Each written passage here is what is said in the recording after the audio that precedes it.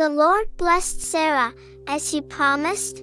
She bore a son, whom Abraham named Isaac, and when Isaac was 8 days old, he was circumcised as God had commanded. Abraham was 100 years old when Isaac was born. One day Ishmael, whom is Hagar's son bore to Abraham, was playing with Sarah's son Isaac. Sarah saw them and went to Abraham. Send the slave and her son away.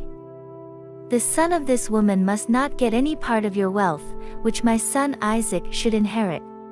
This troubled Abraham very much, because Ishmael also was his son.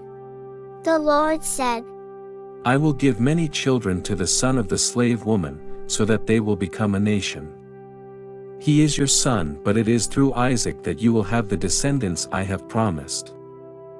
Early the next morning Abraham gave Hagar some food and a leather bag full of water. He put the child on her back and sent her away. She left and wandered about in the wilderness of Beersheba. When the water was all gone, she left the child under a bush and sat down about 100 yards away. I can't bear to see my child die. And she began to cry. God heard the boy crying. What are you troubled about? Don't be afraid. God has heard the boy cry. Get up, go and pick him up, and comfort him. I will make a great nation out of his descendants. Then God opened her eyes, and she saw well. She went and filled the leather bag with water and gave some to the boy. God was with the boy as he grew up. He lived in the wilderness of Paran and became a skillful hunter. His mother got an Egyptian wife for him. One day, God tested Abraham's faith in him. He asked Abraham to take his only son, Isaac, whom you love so much, and go to the land of Moriah. There on a mountain that I will show you, offer him as a sacrifice to me. Early the next morning Abraham cut some wood for the sacrifice, loaded his donkey, and took Isaac and 2 servants with him. They journeyed to the place that God had told him about. On the 3rd day Abraham saw the place in the distance. Stay here with the donkey. Isaac and I will go over there and worship, and then we will come back to you. Abraham made Isaac carry the wood for the sacrifice, and he himself carried a knife and coals for starting the fire. I see that you have the coals and the wood, but where is the lamb for the sacrifice? God himself will provide one. And the 2 of them walked on together. When they got to the place, Abraham built an altar and arranged the wood on it. He tied up his son and placed him on the altar, on top of the wood. As he was ready to commence the sacrifice, Abraham, Abraham, Yes. don't do anything to Isaac. Now I know that you honor God, because you have not kept back your only son from him. Then Abraham looked around and saw a ram caught in a bush by its horns. He went and got it and offered it as a burnt offering instead of his son. The Lord provides. I make a vow by my own name, the Lord is speaking, that I will richly bless you. Because you did this and did not keep back your only son from me, I promise that I will give you as many descendants as there are stars in the sky, grains of sand along the seashore. Your descendants will conquer their enemies. All the nations will ask me to bless them as I have blessed your descendants, all because you obeyed my command. Abraham went back to his servants, and they went together to Beersheba, where Abraham settled. Sarah lived for 127 years old.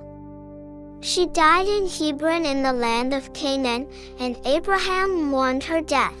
Abraham asked the people of Hittites to sell him a land where he can bury his wife.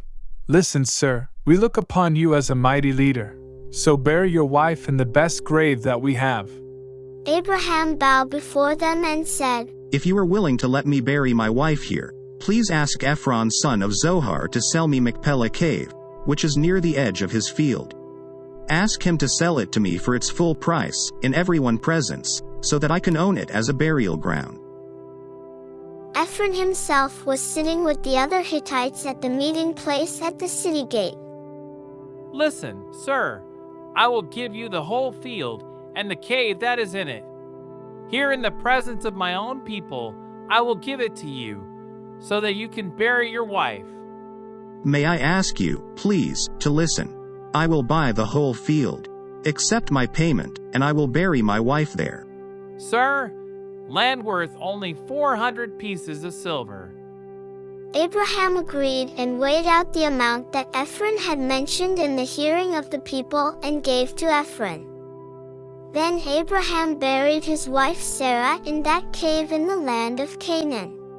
One day, Abraham asked his most senior slave to make a vow. Make a vow in the name of the Lord, the God of heaven and earth, that you will not choose a wife for Isaac from Canaan, and go to the country where he was born and get a wife for his son Isaac from among his relatives. What if the young woman will not leave home to come with me to this land? Shall I send your son back to the land you came from? Make sure that you don't send my son back there. The Lord, the God of heaven, brought me from the home of my father and from the land of my relatives, and he solemnly promised me that he would give this land to my descendants. He will send his angel before you, so that you can get a wife there for my son. If the young woman is not willing to come with you, you will be free from this promise. But you must not under any circumstances take my son back there." So, the servant vowed to do what Abraham had asked. Then, he took 10 of his master's camels and went to the city where Nahor had lived in northern Mesopotamia. When he arrived, he made the camels kneel at the well outside the city. It was late afternoon, the time when women came out to get water. Lord God of my master Abraham, give me success today and keep your promise to my master. Here I am at the well where the young women of the city will be coming to get water. I will say to one of them, "Please, lower your jar and let me have a drink." If she says, "Drink, and I will also bring water for your camels," may she be the one that you have chosen for your servant Isaac. If this happens, I will know that you have kept your promise to my master. Before he finished praying, Rebekah arrived with a water jar on her shoulder. She was the daughter of Bethuel, who was the son of Abraham's brother Nahor and his wife Milcah. She was a very beautiful young woman. She went down to the well, filled her jar, and came back. The servant ran to her. "Please give me a drink of water from your jar." "Drink, sir," and quickly lowered her jar from her shoulder and held it while he drank. "I will also bring water for your camels and let them have all they want." She quickly emptied her jar into the animal's drinking trough and ran to the well to get more water, until she had watered all his camels. The man kept watching her in silence, to see if the Lord had given him success. When she had finished, the man took an expensive gold ring and put it in her nose and put 2 large gold bracelets on her arms. "Please tell me who your father is. Is there room in his house for my men and I to spend tonight?" "My father is Bethuel son of Nahor and Milcah. There is plenty of straw and fodder at our house, and there is a place for you to stay." Then the man knelt and worshipped the Lord. "Praise the Lord, the God of my master Abraham, who has faithfully kept his promise to my master. The Lord has led me straight to my master's relatives." The young woman ran to her mother's house and told the whole story. Rebekah had a brother named Laban, and he ran outside to go to the well where Abraham's servant was. Laban had seen the nose ring and the bracelets on his sister's arms and had heard her say what the man had told her. He went to Abraham's servant, who was standing by his camels at the well.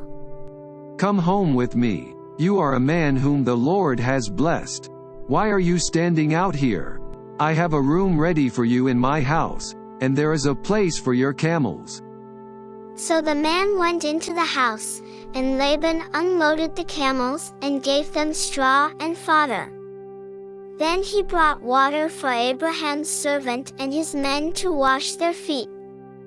When food was brought, "I will not eat until I have said what I to say." "Go on and speak." "I am the servant of Abraham. The Lord has greatly blessed my master and made him a rich man. He has given him flocks of sheep and goats, cattle, silver, gold, male and female slaves, camels, and donkeys. Sarah, my master's wife, bore him a son when she was old, and my master has given everything he owns to him. My master made me promise with a vow to obey his command. Do not choose a wife for my son from the young women in the land of Canaan. Instead, go to my father's people, to my relatives, and choose a wife for him. Now, if you intend to fulfill your responsibility toward my master and treat him fairly, please tell me. If not, say so, and I will decide what to do." Since this matter come from the Lord, it is not for us to make a decision. Here is Rebekah. Take her and go. Let her become the wife of your master's son, as the Lord himself has said." When the servant of Abraham heard this, he bowed down and worshipped the Lord. Then he brought out clothing and silver and gold jewelry and gave them to Rebekah. He also gave expensive gifts to her brother and to her mother. Then Abraham's servant and the men with him ate and drank and spent the night there. When they got up in the morning, "Let me go back to my master." Let her stay with us a week or 10 days, and then she may go. "Don't make us stay. The Lord has made my journey a success. Let me go back to my master." Let's call her and find out what she has to say. So they called Rebekah and asked, "Do you want to go with this man?" "Yes." So they let Rebekah and her old family servant go with Abraham's servant and his men. May you, sister, become the mother of millions. May your descendants conquer the cities of their enemies. Then Rebekah and her young women got ready and mounted the camels to go with Abraham's servant, and they all started out. Isaac had come into the wilderness of the well of the living one who sees me, and was staying in the southern part of Canaan. He went out in the early evening to take a walk in the fields and saw camels coming. When Rebekah saw Isaac, she got down from her camel. "Who is that man walking toward us in the field?" "He is my master." So she took her scarf and covered her face. The servant told Isaac everything he had done. Then Isaac brought Rebekah into the tent that his mother Sarah had lived in, and she became his wife. Isaac loved Rebekah, and so he was comforted for the loss of his mother. Abraham died at the age of 175. His sons Isaac and Ishmael buried him in Machpelah cave, in the field east of Mamre, the field that Abraham had bought from the Hittites. Both Abraham and his wife Sarah were buried there. After the death of Abraham, God blessed his son Isaac, who lived near the well of the living one who sees me. Lesson learned from story. The story of Abraham displays the type of faith that makes Christians unstoppable. Abraham had the faith that there was a reason behind everything that God asked of him. His faith was so strong that he was willing to give up everything for God. Abraham decided to give not just a few percentages of his life, but 100% of his life to God. He was ready to leave behind everything familiar to him. Even his own son, he was willing to offer to God. Like Abraham, we must have the willingness to devote our whole life and being to God. You know the best thing about surrendering everything to God? God will never leave us empty. We may not always understand why God commands us to do something, but we can be 100% sure that it is for our own good. Hands-on learning activities that can be done at school, church and home. Parents, guardians, and teachers help your kids to explore the following activities. Ask children to act a story of how Rebekah was found for Isaac for a wife. Ask children to create a craft of the 10 camels that Rebekah gave water. Discuss the life of Abraham and Sarah. Thanks for watching this video and watch our other Bible stories. Like and subscribe to our channel for other Bible learning stories and video updates.